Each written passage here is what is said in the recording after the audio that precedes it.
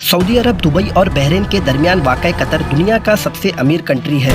Qatar इतना अमीर है कि इसकी पर कैपिटा इनकम $1,28,000 है, जो अमेरिका, सिंगापुर और इवन पड़ोसी अरब कंट्रीज जैसे यूएई और सऊदी अरब से भी ज़्यादा है। बड़ी बड़ी बिल्डिंग्स, शॉपिंग मॉल्स और महंगी गाड़ियाँ, इसलिए कतर को मिडल ईस्ट का वेगस भी कहते हैं। लेकिन कतर हमेशा से ऐसा नहीं था। चंद साल अगर पीछे चले जाए तो कतर सिर्फ तपता हुआ सहरा था, जहां गरीबी, भुखमरी और बेरोजगारी के अलावा कुछ नहीं था। तो फिर ये इतनी बड़ी ट्रांसफॉर्मेशन कैसे हुई? जो मुल्क सारे अरब कंट्रीज में सबसे गरीब था, आज दुनिया का सबसे अमीर तरीन कंट्री कैसे बन गया? इसके पीछे बहुत ही इंटरेस्टिंग कहानी है। तो वीडियो में आगे बढ़ने से पहले चैनल को सब्सक्राइब करके बेल आइकन को प्रेस कर दें। ये कहानी शुरू होती है 1916 में, जब कतर के अमीर अब्दुल्ला अल सानी ने ब्रिटिश के साथ एक एग्रीमेंट किया, जिसके मुताबिक ब्रिटेन ने कतर को किसी भी जमीनी या समुद्री हमले की सूरत में डिफेंड करना होगा और बदले में कतर अगले 25 सालों तक ब्रिटिश कॉलोनी का हिस्सा रहेगा और यहाँ से निकलने वाले हर नेचुरल रिसोर्सेज में ब्रिटेन के शेयर्स होंगे। 1940 में सबसे पहले कतर में ऑयल फील्ड डिस्कवर हुई और 1960 तक कतर में तेल ढूंढने की खोज और उसे जमीन से निकालने का काम पीक पर था। कतर के हालात धीरे धीरे बदलने शुरू हो चुके थे, लेकिन अभी भी कुछ खास बदलाव नहीं हुआ था।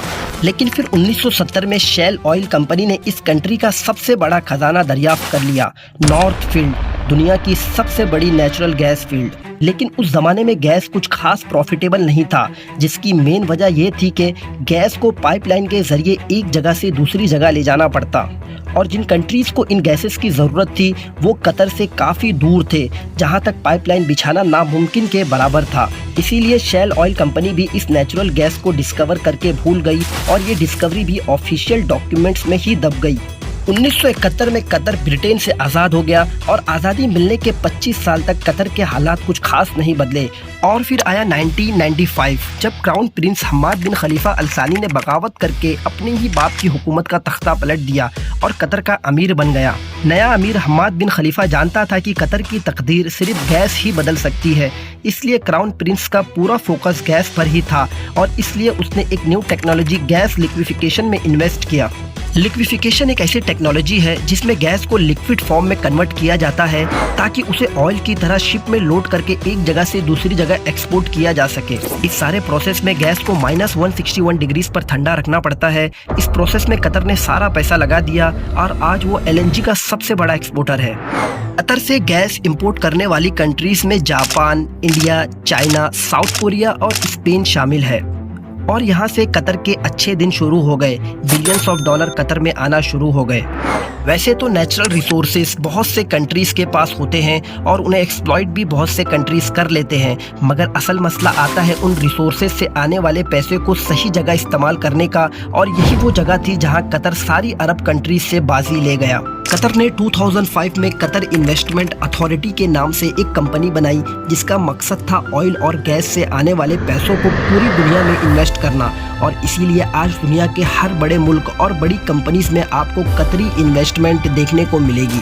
फिर चाहे वो लंदन के बड़े होटल्स, ऑफिसेस, अपार्टमेंट्स या फिर मल्टीनेशनल्स जैसे वॉक्सवैगन, ब्रेकलेस बैंक, सेल टिफानियन को या फिर रोजनेफ्ट जो रशिया की सबसे बड़ी ऑयल कंपनी है, इन सब जगहों पर कतर की हैवी इन्वेस्टमेंट मिलेगी।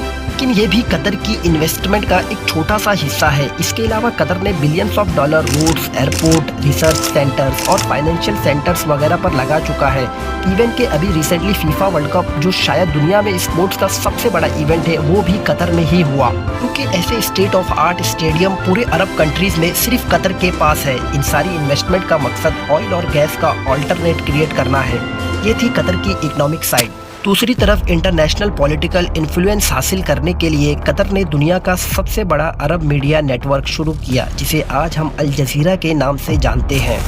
असल में कतर बहुत सालों तक सऊदी अरब के कंट्रोल में था, इसलिए नए खलीफा बिन हम्माद को पता था कि अगर कतर को दुनिया में अपना मकाम बनाना है तो उसके लिए उसको अलग पहचान बनानी बहुत ज़रूरी है।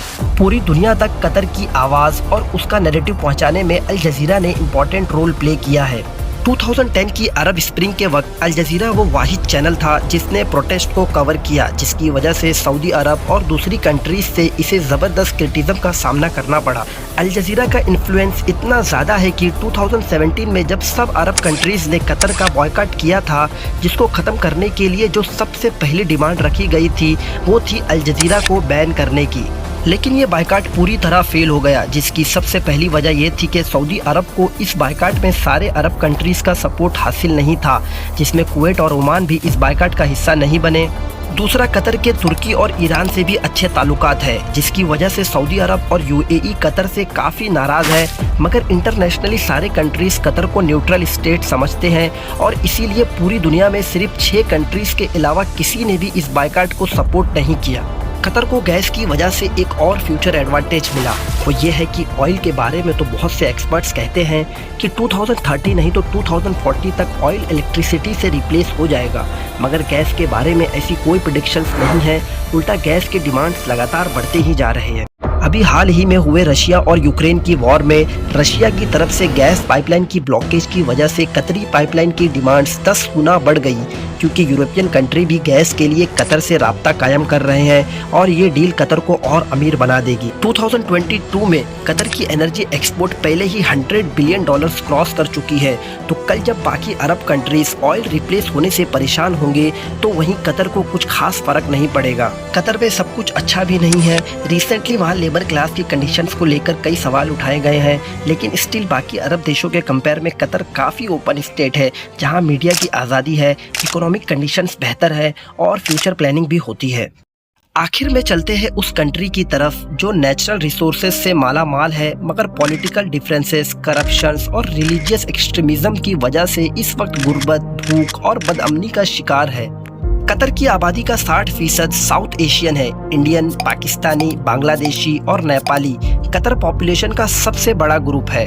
अपने देश और प्यारों से हजारों मील दूर दिन रात मेहनत करते ये लोग हर वक्त ये ख्वाब देखते हैं कि कब इनके अपने कंट्रीज इतने खुशहाल होंगे कि इन्हें 7 समुंदर पार जला देने वाली गर्मी से निजात मिले। हर वक्त सोशल मीडिया पर लड़ने वाले ये लोग बाहर कंट्री में एक दूसरे से मिलकर रहते हैं, दुख बांटते हैं और एक दूसरे की मदद करते हैं, लेकिन जैसे ही ये अपने कंट्री में आते हैं तो वही पुराने पॉलिटिकल एजेंडा से मुतासिर होकर एक दूसरे को बुरा कहने और समझने लगते हैं। न जाने कब ये लोग इस डर्टी पॉलिटिक्स को समझेंगे और इस चीज़ से बाहर निकलकर ये फैसला करेंगे कि हमें भी हमारे मुल्क को बाकी मुल्कों की तरह आगे ले जाना है। अगर ये वीडियो आपको अच्छी लगी तो दोस्तों के साथ ज़रूर शेयर करें। तब तक के लिए अलविदा, मिलते हैं नेक्स्ट वीडियो।